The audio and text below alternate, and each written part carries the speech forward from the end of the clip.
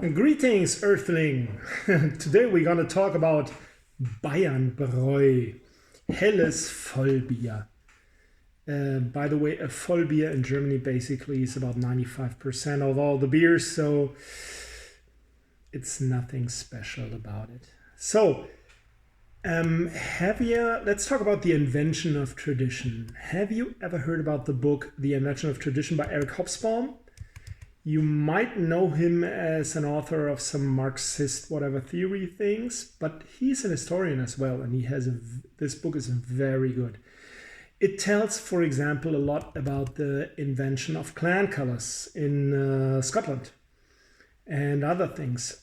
More or less things that we consider to be traditional and long established, which aren't at all. So this is what I had to think about when I came across this beer, but one after the other. The helle, the light beer, is the beer of the hour in Germany. It is almost impossible to escape this trend. Even in Grevenstein, where they brew in the Sauerland, where they brew the Veltins, the big Veltins brewery, one of those helle is now brewed and sold for some good money in very little bottles for a price. Good reason to make, let's say, a suitable offer in the lower price range, which we have here. The Helle or Münchner Helle is a bottom fermented beer, and today that belongs to Bavaria like the blue and white diamond in the flag. It's the sweet relative of the Pilsner, if you want to say so, but has not been at home in the South as long as one would like to think. The invention of tradition again. It was not until March 1894 that the Spaten brewery in Munich brewed it and served it the first time, with a lot of success actually, because all the breweries in Munich started to have their own Helle in the following years. Some people might say, but the dark has been the strongest beer in Munich that has been sold the most until, I don't know, the 50s maybe. That is true, but you have to remember that before the Second World War, the dark beer in Munich has always been 2 pence cheaper than the helle. So people look at the price of beer, trust me, as we can see in this one. I told you before about, like the downward spiral of selling cheaper beer, people not drinking beer, etc., and that the market goes sour once in a while. I'm gonna tell that story another time. But if you have a glance at, let's talk about tradition. If you have a glance at the Bayernbräu label, it shows how hard this beer is trying to be associated with the Bavarian Free State. It relies, let's put it this way, very much on tradition, which of course it doesn't have, trust me. It tries to borrow and maybe does steal a little bit. If you check out on the internet, the beer on the internet, it says there that the beer has been brewed in the parent company, that has been brewing since 1672. That's a damn long time. It's right, actually, it's true, because the beer is brewed by Tucher, the brewery in Nuremberg, Fürth. But that fact doesn't have much to do with the beer itself, does it? So we remember Tucher is the brewery that has been built exactly on the city limits between Nuremberg and Fürth to avoid trouble in either city. Remember that story. Indeed, this beer borrows a lot of tradition from elsewhere. With beers nowadays, tradition has become something of a currency which one seeks to buy favor on the, let me say, inclined public. With a little bit more of tradition, you hope you can sell a little bit more beer. Let me give you a concrete example.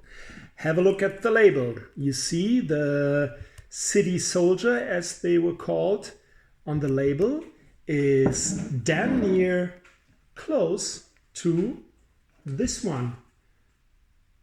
And this one is the original label of the Bayernbräu Bad Neustadt an der Saale, which is a couple of clicks away from the brewery this stuff is brewed nowadays.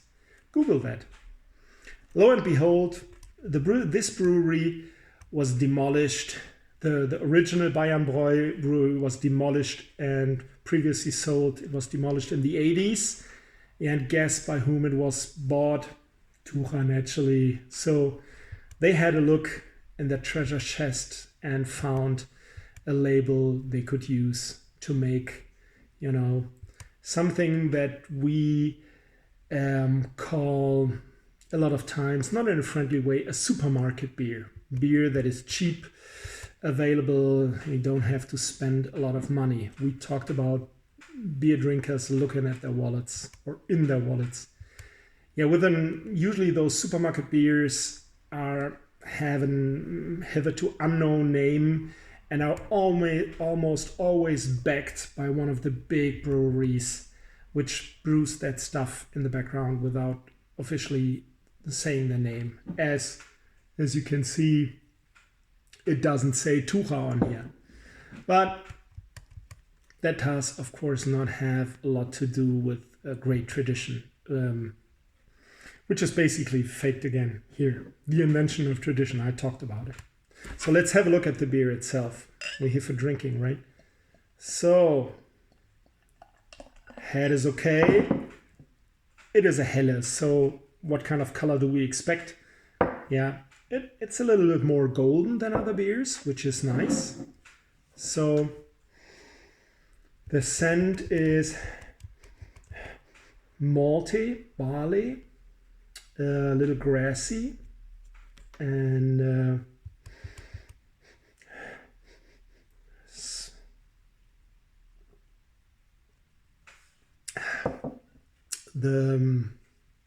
it's a fine sparkling on the tongue.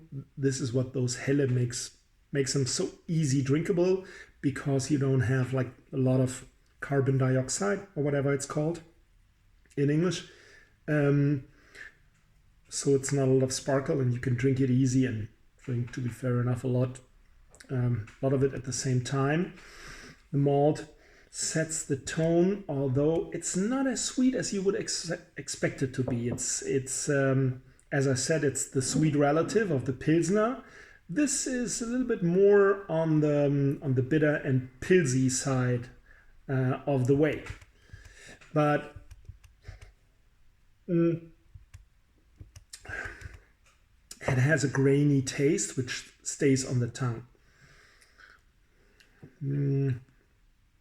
Maybe a little metallic, but that can depend on the bottle you have. If you have a metallic taste in beer, unless you're drinking, for example, like Iron City beer, that may vary with the bottle you have or something. So it has to be pretty strong to be in the beer itself. It's a little bit too bitter for a helle, if I may say so. And as I said, a little bit more on the Pils side. If you ask me, this one isn't a bad one. Of course, if you go into a supermarket and pay $15 for a whole case, what can you expect? I mean, it's clear you're not expecting craft beer, special thing. So to be fair in all, you can drink it, and thumbs up. And I would give it about a 3 out of 5. So it's okay for a TV evening. And have a good week. Bye-bye.